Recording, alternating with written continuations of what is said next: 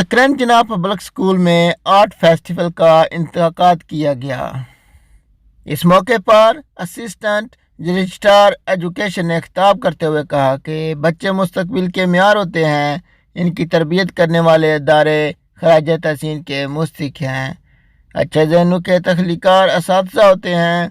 Screen press club کے senior صحافی و کالم نگار جاوید ثنائی نے کہا کہ کسی بھی تعلیمی ادارے میں غیر نصابی سرگرمیاں ادارے کی خوبصورتی ہوتی ہیں۔ میں سمجھتا ہوں صحت مند سرگرمیاں اور غیر نصابی پروگراموں میں جناح پبلک اسکول اپنے آپ کو منوایا ہے۔ فیسٹیول میں طلباء کی جانب سے مختلف اسٹال لگائے گئے، جبکہ بچوں کی جانب سے قومی ملی گیت بھی پیش کیے گئے۔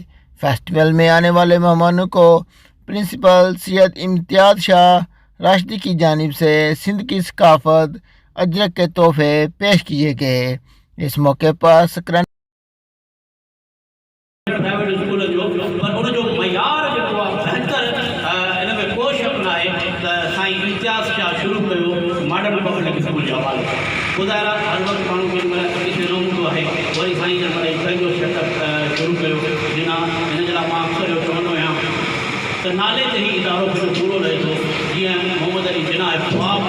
پریس کلب کے سینئر صحافی رضا محمد سیال، نیشنل پریس کلب سکرین کے صدر غلام قدر چانڈیو، میڈیا سینٹر کے صدر قربان عمرانی، پرائم میڈیا ہاؤس کے صدر شبیر راجپوت نے بھی اپنے خیالوں کا اظہار کیا۔ آخر میں طلباء کو سرٹیفکیٹ دیے گئے۔